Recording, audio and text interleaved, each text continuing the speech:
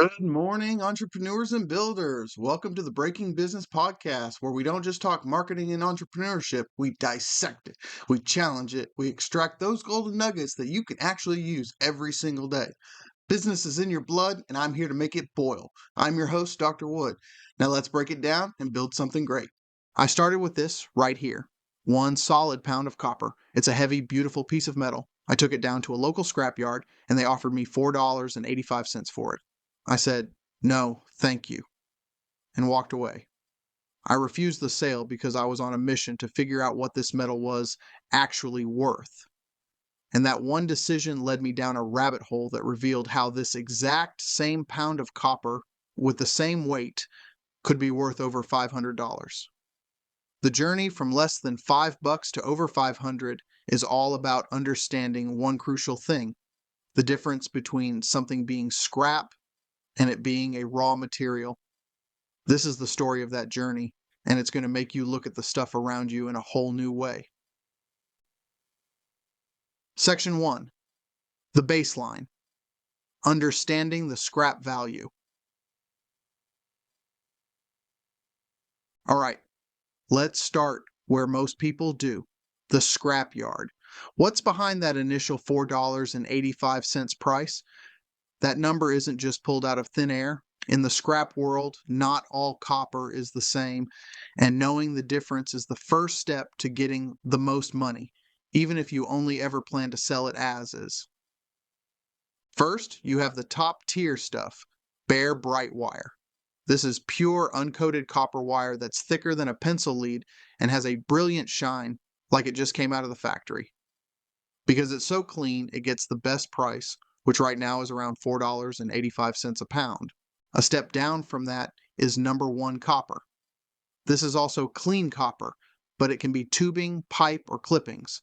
The key word is clean. No solder, no paint, no heavy green corrosion, and no brass fittings. Plumbers doing new installations often end up with a lot of this from their cutoffs. This usually gets a slightly lower price, maybe around $4.50 a pound. Then you've got number 2 copper, which is what most household copper is. This is where you'll find copper pipes that have some solder on them, maybe a little paint, or some corrosion. It also includes copper wire that's thinner than 1/16 of an inch. The yard has to account for these contaminants and the work to get them off, so the price drops again to around $4.20 a pound. Finally, there are things that have copper in them but aren't priced as copper. Think about an old electric motor or a power transformer. An electric motor can be heavy, but most of that weight is just the steel case. The valuable copper inside is wound up tight and is a real pain to get out. Because of that, you're not paid for a pound of copper, you're paid for a pound of electric motor, which can be something like 40 cents a pound. So when the yard offered me $4.85, they were giving me that premium bare bright price for my clean 1-pound bar. This is the absolute floor. It's the value of this metal as a waste product to be melted down with very little effort. It's a fair price in that context, but it completely ignores the potential locked inside. For most, that's the end of the line for a piece of copper. But for us, it's just the starting line. PTA mid-roll. So we've set our baseline, but the real magic happens in the transformation. If this is sparking some ideas for you and you want to see more deep dives into the hidden value of everyday things, do me a favor and hit that subscribe button. It lets the algorithm know you want more of this, and you won't miss the next project where we turn something totally normal into something incredible. All right, let's get back to it. Section 2, the transformation from scrap to sculpture. Okay, so we've established the scrap value is just under $5. That's our floor. But what happens if we stop seeing this as a chunk of scrap and start looking at it as a raw material? What if we add some skill, some time, and a little creativity? This is where the real value gets created. To prove it, I took another pound of copper, identical to the first one. But instead of going to the scrapyard, I went to a workshop. The mission was to turn this industrial bar of metal into a piece of art. This isn't just about melting it down, it's about reshaping it, respecting the material, and making something someone would want for its beauty, not just its weight. And let me tell you, the process is intense. It starts with a whole lot of heat. You need a forge or a torch hot enough to get the copper glowing a brilliant fiery orange, which makes it soft enough to work. Copper is an amazing conductor, which means it heats up fast, but that also makes it tricky. You have to learn its language, when it's ready to move and when it's about to crack under the strain. Once the copper is hot, the hammering starts. And this isn't just random banging. Every single strike has a purpose. We decided to forge a complex three-dimensional sculpture, a series of intertwined hand-hammered leaves that form a small, elegant centerpiece. The first step is called drawing out, where you hammer and stretch the thick bar, thinning it into the long sections that will become the stems and leaves. This part is loud, it's a workout, and it takes a steady hand. You're not just hitting metal, you're guiding it. After the basic shapes are there, the detail work begins. This means switching to different hammers, chisels, and punches. Each leaf needs veins. Each stem needs a gentle, natural curve. This is where the artistry really takes over. You have to add texture.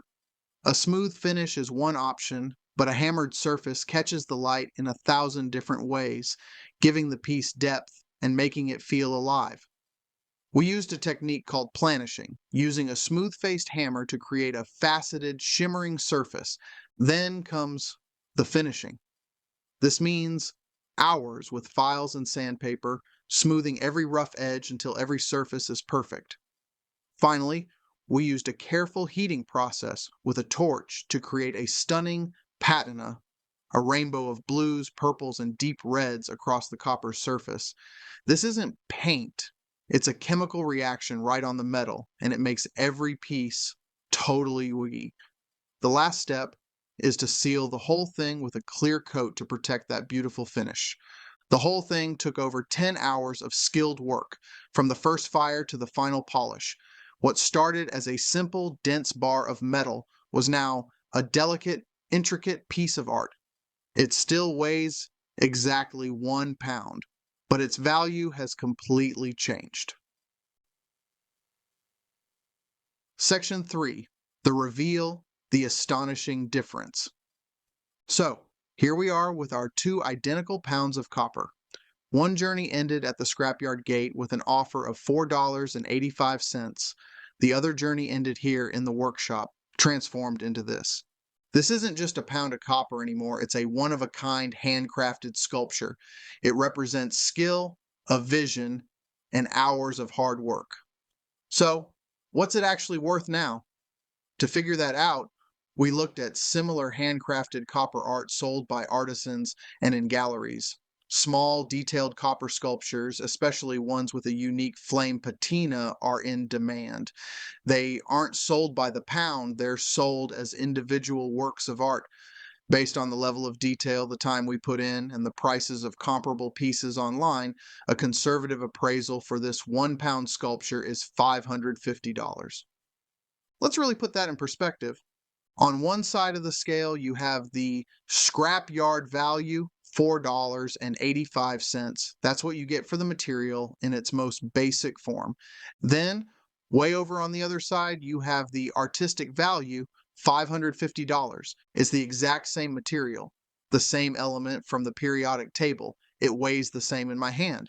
But we multiplied the value by over 110 times. This incredible jump didn't come from some market swing or from finding a rare type of copper. It came from applying human ingenuity to it. Conclusion. So, what can you earn with 1 pound of copper? As we saw, the answer is a lot more interesting than just a single price. This journey showed us that the scrap price is just the floor. It's the absolute minimum. But it is definitely not the end of the story. The real value in any material is rarely just its commodity price.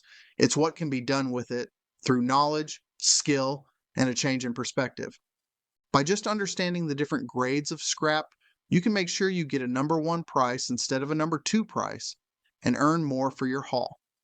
But by seeing that same metal as a raw material for something new, you enter a totally different world of value. It just proves that the most powerful thing we have for creating wealth isn't the material itself, but our ability to transform it. Value isn't just found, it's made.